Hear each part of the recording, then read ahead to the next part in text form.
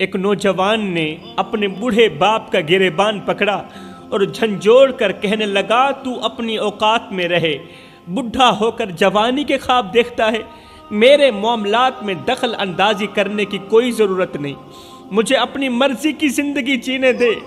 ہائے! باپ نے کانپتے ہوئے ہاتھوں سے گریبان کو چھڑانے کی کوشش کی، مگر بیٹی کی گرفت مضبوط تھی۔ آنکھوں میں آنسوؤں کا سمندر تھا اور آواز میں وہ درد جو دلوں کو چیر ڈالے۔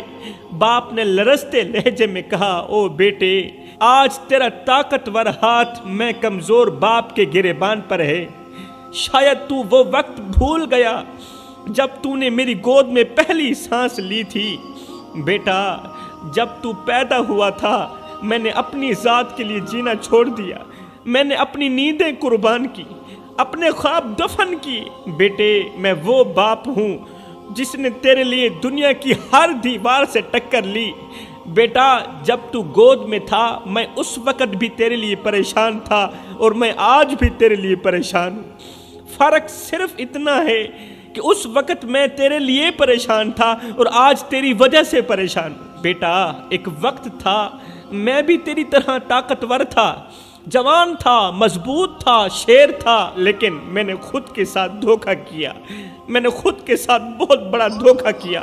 میں اپنی رگوں سے خون نکالتا رہا، تیری رگوں میں ڈالتا رہا۔ میں نادان اپنے منہ سے نوالے نکالتا رہا، تیرے منہ میں ڈالتا رہا۔ میں اپنی زندگی کی روشنی بجھا کر تیری دنیا روشن کرتا رہا۔ بیٹا، ایک وقت تھا تیرے ہنسنے کی آواز میں باپ کے لیے سب سے میٹھی موسیقی تھی۔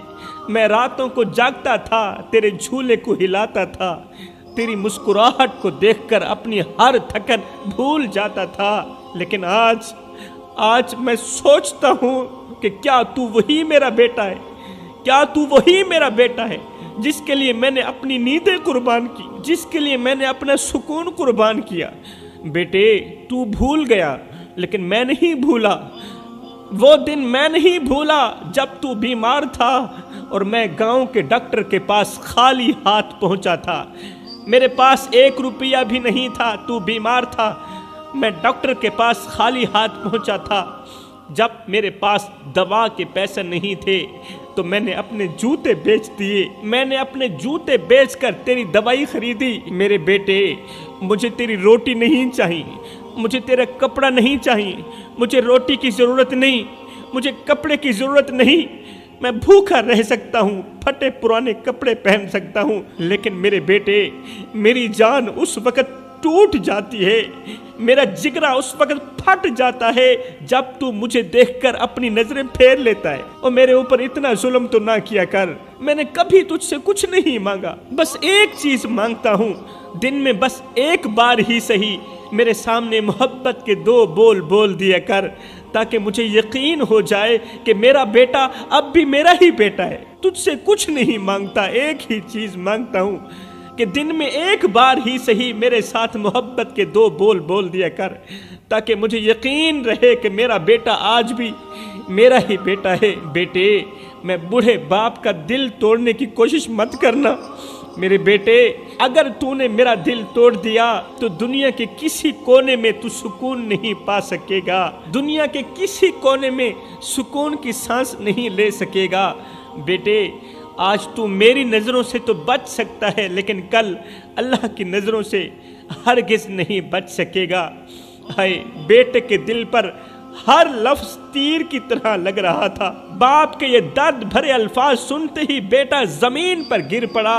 زمین پر گرتے ہی بوڑھے باپ کے کانپتے ہاتھوں کو تھام لیا اور آنسوں میں ڈوبی ہوئی آواز میں بولا، درد بھرے لہجے میں بولا، ابا مجھے معاف کر دے، ابا مجھے معاف کر دے۔ میں اندھا ہو گیا تھا، میں ناشکرا بن گیا تھا، میں نے تیری محبت کو ٹھکرا دیا، میں نے تیری قربانیوں کو ٹھکرا دیا، میں نے تیرے پیار کو ٹھکرا دیا۔ ابا مجھے اپنے دل سے جدا مت کر، ابا تو مجھے اپنے دل سے بد دعا مت دے۔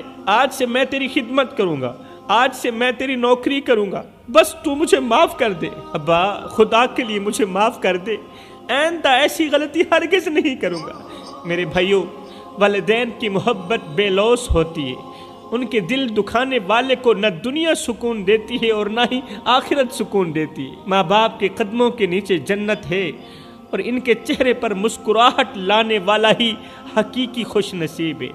ماں باپ کے چہرے پر مسکراہٹ لانے والا ہی حقیقی خوش قسمت انسان ہے۔